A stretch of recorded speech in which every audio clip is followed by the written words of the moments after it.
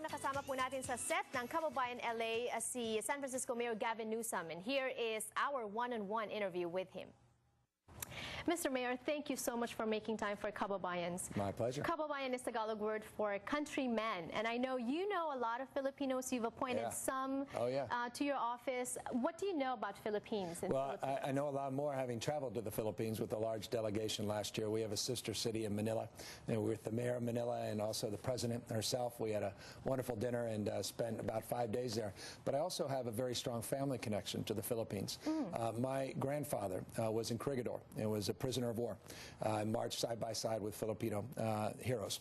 And one of the causes of my life, and it has been well before I got into politics, was finally recognizing the contributions of our World War II veterans. And the fact that finally we were able to do something. It was modest. Halfway, yeah. It was not, it may not even been halfway. Not as full. But at least to have, you know, before we lost all those heroes and those veterans, we've lost so many, that at least the Obama administration did a little bit, and we had a wonderful celebration. I have every year an annual celebration of the contribution of the Filipino community, but nothing made me more proud than the celebration we had a few months back with our surviving World War II veterans. Hopefully there's more concessions to come for them. But unfortunately, it's nice to know that you know a lot about Filipinos, our culture, our history, and all that. Unfortunately, we can't say the same about you. We know you as the mayor of San Francisco, but not a lot of things. I'm not sure our Southern California residents really know a lot. But there are some things I want to discuss with you today. First of all, the dyslexia. You grew up with that. It was a learning handicap for you. And because of that, you experienced being different in school. And that's the same kind of experience that our Filipino immigrants go through, especially the kids. When they go to school, first of all, there's the culture shock, and then they also feel different, and then also learning handicap because, you know, it's the different slangs and all that. What do you say to them now? Well, first of all, it was a challenge for me. I went to public schools and was always struggling with this learning disability, and allowed me to overcompensate in other ways. In many ways, it's been a godsend. It's the best thing that could ever have happened. But what I say to people is that all of us are unique. All of us have the capacity to flow with the forces of life, to be fully expressive, and that we should learn from but not follow others. That all our expression should be cherished and embraced. That we should celebrate all our interesting differences, but at the same time recognize and reconcile our common humanity, the things that bind us together. And that's why I've been such a champion. You know, Hydra Mendoza, a Filipina, that is my senior advisor on education and now is independently elected to our school board, she has developed with us a partnership with our public school called the Partnership for Achievement.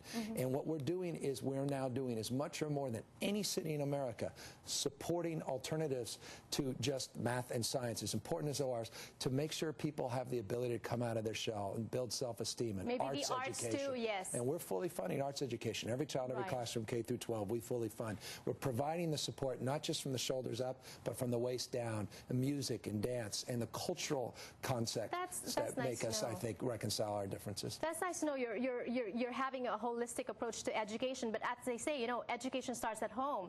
And growing up, when your parents got separated, your mom had to work 2, 3, 4 jobs in order to sustain you guys. And a lot of Filipinos do just that, 3, 4 jobs.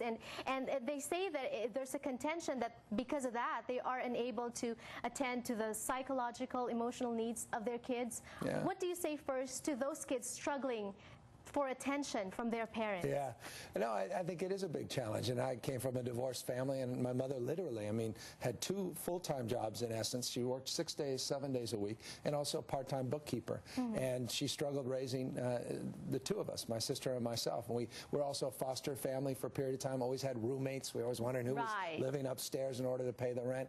And you know, I was doing macaroni and cheese after school every night Did you to resent feed that? myself. I didn't, you know, I mean, I think there were moments of resentment, of course, but you work through it, and I was very proud to have a mother. She was tough. She held me accountable. She made sure that that I didn't whine. You know, don't complain, don't explain. She always said, just get things done. And she was an extraordinary person. She died a few years back of breast cancer, and you know, we went through that experience as well. And went through the experience of her struggling financially, and the issues associated with health care and the cost of health care. And I'll tell you, you know, when I put together the nation's first universal health care plan in San Francisco when we worked together across our differences in labor and business, and we all came together and we put that plan together. You think a lot about those personal experiences, and I thought a lot about my mother. If you like healthcare so much, if you're so focused into healthcare, then how come you work so hard to get wage concessions from the nurses? A lot of Filipinos work as nurses. How do you reconcile that? Well, we got 2% wage concessions in order to balance an unprecedented budget so we can keep our health clinics open, so that we can continue to expand our universal health care.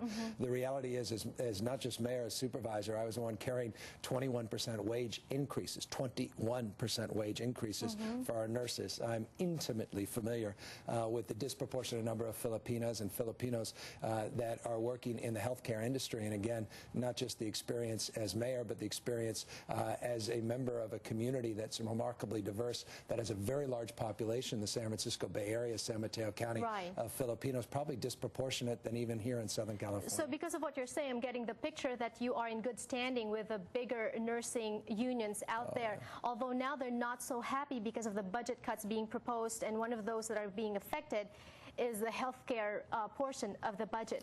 But still, no, we just solved it yesterday. There were no healthcare cuts. No nurses were laid off, no teachers, no firefighters, no police officers. We were able to expand our universal healthcare plan. We were able to protect our social service safety net. We didn't increase taxes. We didn't have a general tax increase.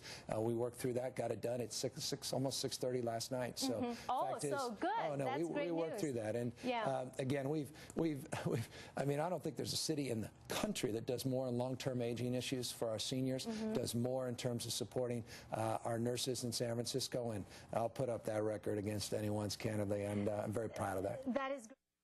Okay, we have a part 2 of that interview, but it's just confusing now because the mayor is saying that there were no cuts in the healthcare, but then at the LA Times it says that what the governor signed is a budget that calls for a $500 million health cut on healthcare and all other aspects. So it's just confusing. If you have any information, tweet us or email us, twitter.com/Janelso, or email us, kababayan@la18.tv. And when we return, part 2 of that interview where he talks about his affair. Don't go away.